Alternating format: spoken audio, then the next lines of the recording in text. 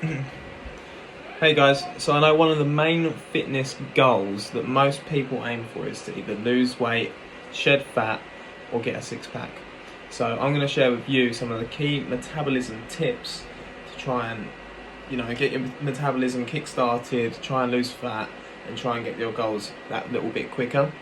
So first off, we need to know what metabolism actually is. So metabolism is the breakdown of energy substrates such as carbohydrates and sometimes proteins, not all the time, just only very rarely we'll use proteins, and fats. So carbs and fats are our main energy sources. So fats is primarily when you're resting, and carbohydrates when you're working, which is why carbohydrates is a key food intake for performance. Now, when talking about metabolism, we need to know what metabolism actually is.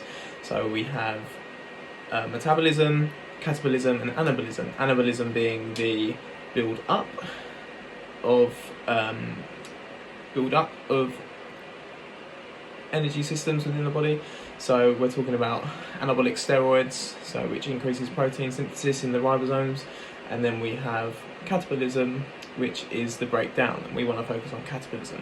So 3 key tips to increasing catabolism within the body would be: first thing when you wake up, go downstairs, have 2 ice cold cups of water. So this is really important because it will kickstart your metabolism, the same as when swimmers jump into a cold pool. So that will get your thermoregulation going, it will get your metabolism kick-started, and what happens is your body responds to that cold and it goes, oh, actually we need to return back to homeostasis here, we need to get our body temperature back up, and that sends messages to the hypothalamus and thermoregulation, and basically it gets kick-started. I don't want to go too sciencey here, but it gets kick-started and our metabolism gets going, and in order to generate heat we start burning calories, we start burning energy, more energy than we would have done originally. Now, another way to alter this into your daily routine would be through having a cold shower, stuff like that, by even at the end of your shower, by having a hot shower and then going cold for the last 45 seconds to a minute. That can also kickstart your metabolism. It makes you refreshed, it makes you feel good, put you in a good mood, that sort of thing.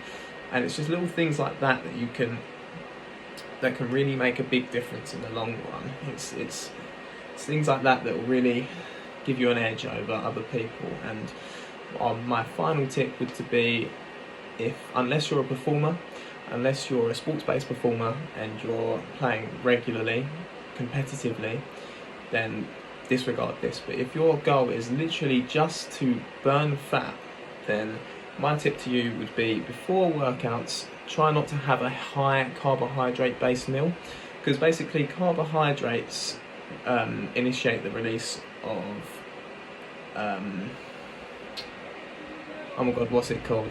insulin. So insulin is based on diabetes and that sort of stuff, but I won't go into that. But if it initiates through the release of insulin, then insulin blunts fat oxidation. And like I said, I don't want to go too sciencey, but just believe my principles here. Insulin is released with glucose. So if you have a high carbohydrate meal, it's going to release insulin, and that's going to blunt fat oxidation. And basically that's something that we don't want if we're trying to burn fat as our main energy substrate. So by using some of these key tips and principles, it will really help you in the long run. Cheers, guys.